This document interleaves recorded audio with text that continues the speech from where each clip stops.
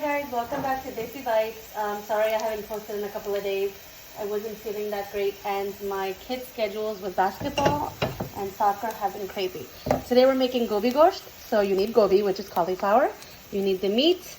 And what we're going to do here is in a pot, I'm going to fry up some garlic till they're brown. And then we're going to add the meat in. Be careful, it's sizzle.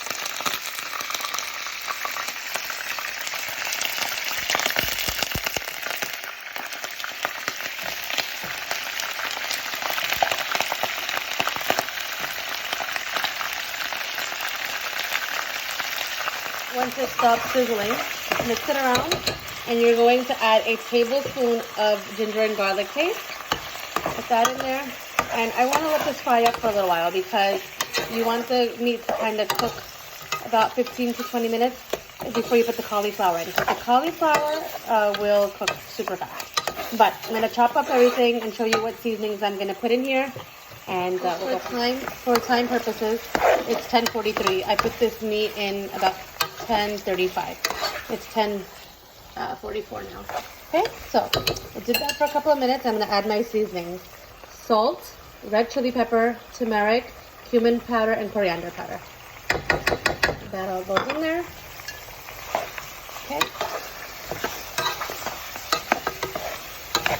Now I'm going to add a little bit of meat tenderizer. 1 teaspoon of Sean meat tenderizer if you have. If not, cook it an extra 15-20 minutes. The meat tenderizer just helps the process along. Here's the meat tenderizer. I dropped a little bit, so I'm just going to pick some up off my plate. That goes in there. This is about a teaspoon that goes in there. This will help the meat along. Now, you're just going to leave it alone and let it cook. It's 10:45. I'm going to give this like a half an hour, and then we're going to add the cauliflower.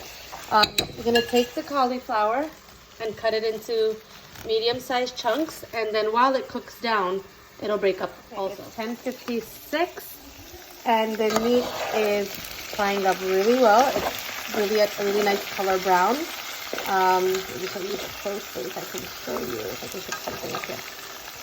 It's a pretty color. It's gotten like a nice brown color. And what you want to do now is add some water. I'm adding 1 cup of water in here. Okay. And keep that cooking. You want to make sure that the meat is halfway done before you put in the cauliflower.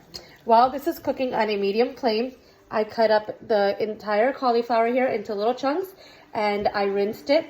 You know, you don't have to go crazy, just rinse it lightly. And I have 1 tomato that I cut in half, and I'm going to throw all that in there. Once I give this another, I wanted to cook the meat for a half an hour before I put in the cauliflower, and I started this at 10:45, so around 11:15. If the water evaporates, come and put some more. You can keep adding water. Just let the meat keep cooking for a half an hour, okay? We'll take it from there. 11:16, and the water has evaporated. And I'm going to now add the gobi and the tomato. And I'm going to put that all in the pot with the gosht. Now, the chunks of cauliflower, you can make them smaller or bigger. They're going to cook down anyway. So I like to make them big chunks because once it's cooked down, I don't want them to be so small that you can't see them. I want to be able to feel it when I'm eating it, the chunks. Another thing, you don't want to add too much water. I'm going to add a big mug of water, but not more than that because this has enough water. I also use the entire cauliflower. I love the stem, and I think it gives it such good flavor. So I'm gonna fill this up to the top, add some water, and once I add the water, I'm going to let this cook down. And you just keep checking on it, and I'll keep showing you what it looks like. Again, this is an entire cauliflower with 1 pound of meat, and this will all cook down into a yummy gobi gosht, and then we'll do some toppings, okay?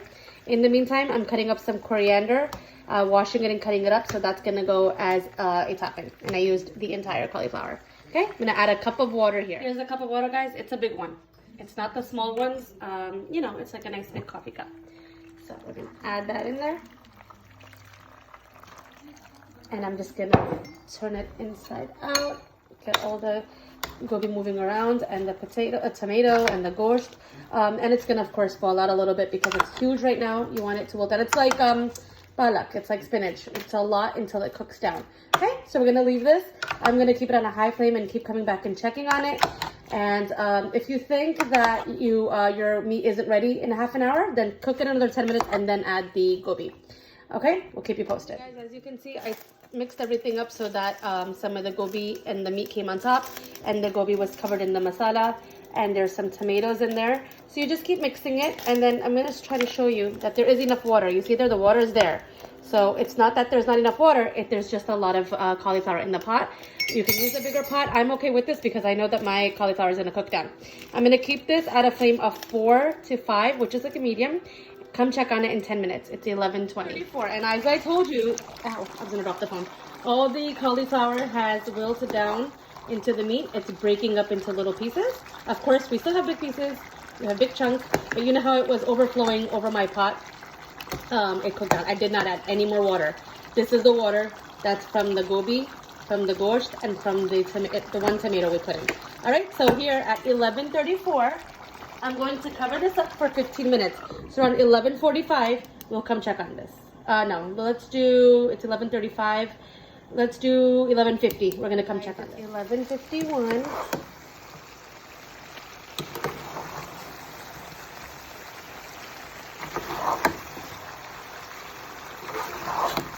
Okay, look at that. The tomato has cooked down. The gobi has cooked down. The meat has been cooking for about an hour. We started this about 10:45, I believe. It's 11:50. It just takes long because you're making gosht, right? If this was like chicken or keema with gobi, it would have taken like 15 minutes. But that's how I like it. I like the cauliflower in chunks. I'm gonna show you how I like the cauliflower. I don't like it too small. My family does, so they like it like this, mushy. I like it a little bit chunky, a couple of big pieces, and we'll take it from there. I'm going to show you what I do now. Right at the end, for some scent and flavor, I'm going to add another tablespoon of cumin powder. I'm going to add chopped up coriander, washed. And if you have the small hari mirchi, the small little green chilies, add that in there. I'm going to mix all that beautiful green coriander in there. Give it I dropped some. Give it a nice mix. Get everything blended together, okay? And put a lid on it. You want to just give that a couple of minutes, and I'm going to dish it out. Give it like a minute. That's 12 o'clock. Let's take this gobi gosht out. It took about an hour.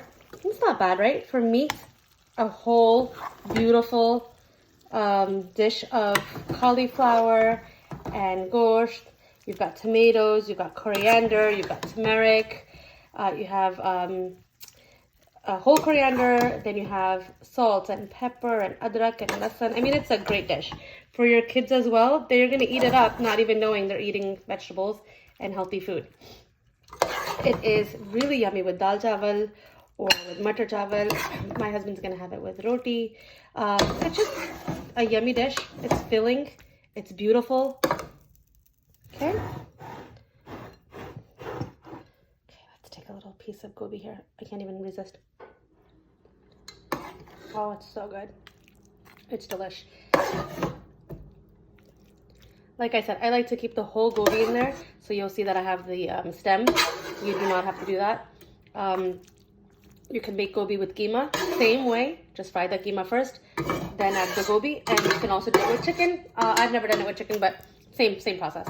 All right, guys. That is gobi gosht. So beautiful. So colorful and vibrant. You will really enjoy this meal. Bye.